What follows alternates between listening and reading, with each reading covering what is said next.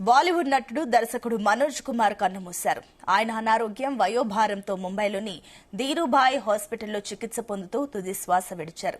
కొంతకాలంగా ఆయన గుండె సంబంధిత జబ్బుతో ఇబ్బంది పడుతున్నారని తెలుస్తుంది. ఈ క్రమంలోనే ఆసుపత్రిలో చికిత్స పొందుతూ మరణించారని కుటుంబ సభ్యులు తెలిపారు. ఆయన మృతిపై పలువురు సినీ ప్రముఖులు సంతాపం తెలియజేస్తున్నారు. బాలీవుడ్ లో ఆయన ఎక్కువగా దేశభక్తి చిత్రాలను తెరకెక్కించారు. దీంతో ఆయన్ను అందరూ భరత్ కుమార్ అని కూడా పిలిచేవారు.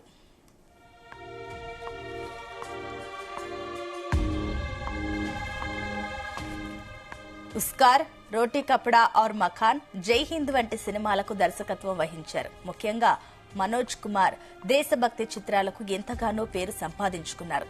1992లో పద్మశ్రీ, 2015లో దాదాసాహెబ్ ఫాల్కే అవార్డుతో పాటు ఎన్నో ఫిలిం అవార్డ్స్ ఆయన అందుకున్నారు.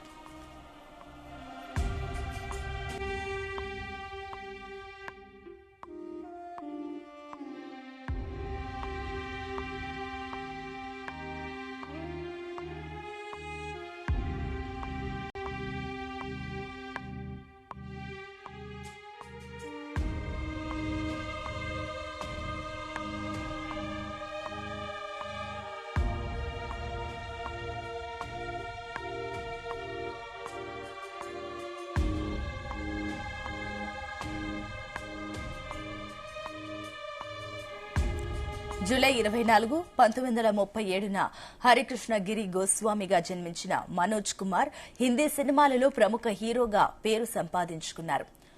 షాహీద్, ఉపకార్, పురబ్ ఔర్ పశ్చిమ్, రోటీ కపడా ఔర్ మకాన్ వంటి దేశభక్తి చిత్రాలలో నటించడం, దర్శకత్వం వహించడం ద్వారా మనోజ్ కుమార్ బాగా ప్రసిద్ది చెందారు.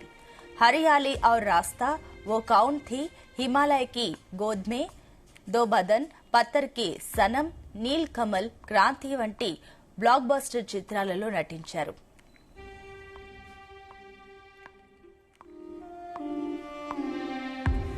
సినిమాల నుంచి దూరమైన తర్వాత రాజకీయంగా ఆయన బీజేపీలో చేరారు.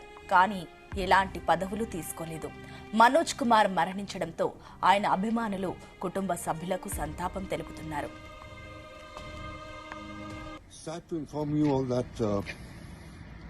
Legendary Dadasaheb Phalke Award winner, our inspiration, doyen of Indian film industry, Shri Manoj Kumar ji is no more.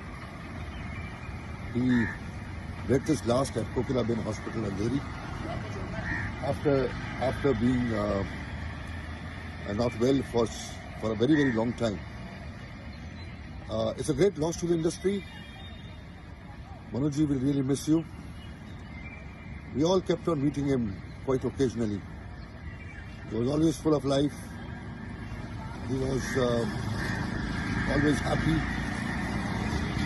And the entire industry will miss him. A great soul like him, a great maker like him will